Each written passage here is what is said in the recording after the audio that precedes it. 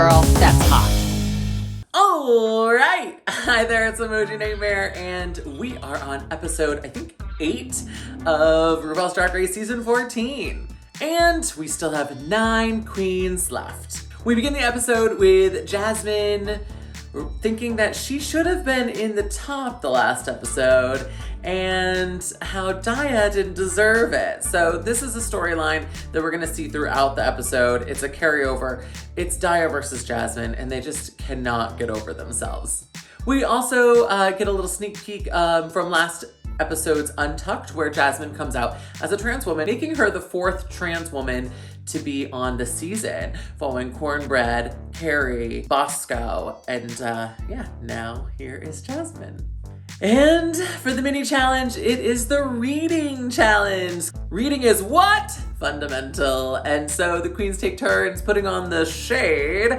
And I think Lady Camden does a really good job, as does Bosco, and Rue agrees, giving the win to Bosco. The girls find out that the Maxi Challenge this week will be their take on retro girl groups. They will split into teams of 3, and so the teams will be the Shangri-Las, the Runettes, and the Rupremes.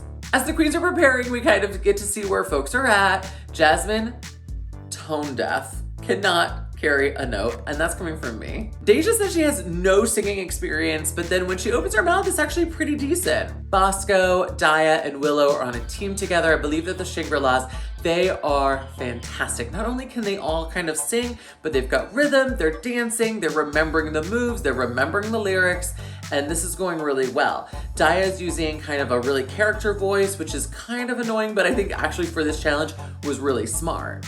Deja Skye really takes control of the dancing for her team. Carrie Colby and Angeria are not strong dancers, so their teammate Lady Camden sort of helps them with the choreo.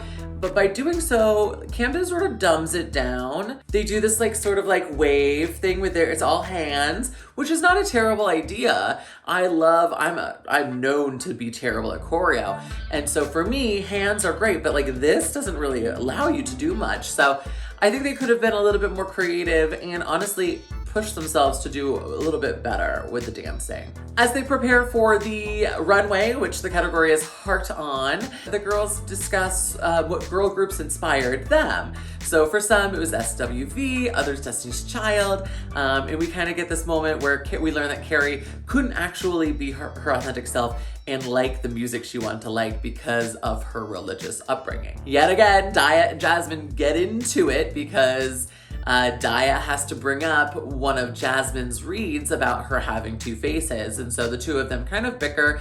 And honestly, Daya admits to saying some of the things that Jasmine calls her out on. And I think that takes a lot. I think also it's wise to just own up to it because there are cameras on you and they're gonna roll back the footage. So you might as well just come clean. We learn that the special guest judge is Alec Mapa, which, by the way, secret exclusive, he may or may not be joining us this year at Pride, Vermont. On the runway, I have a win and a lose for me. I actually really did not like Willow's outfit with the panties that are all kind of constructed down. I think, it is different, but I also just it just felt like she looked like what Georges looks like with her underwear kind of slipping down. It was I think it was creative and kind of smart, but I also just didn't love it. It was hard for her to move, and I don't know. However, I really loved Bosco's outfit, wearing all white and then having that giant red heart that was dripping in rhinestones. I think that was really smart. I think it was really sexy and elegant. What I want to know is why no one mentioned that Michelle was wearing green today. She notoriously hates green, and here she was in green, and she looked good. It's judgment time, and we learned that Bosco, Willow, and Georges are all safe. In the bottom, we have Lady Camden, Carrie Colby, and Jasmine Kennedy, while on the top, we have Deja Skye, Daya Betty, and Angeria Van Michaels. Ultimately, Daya is named the winner. All right.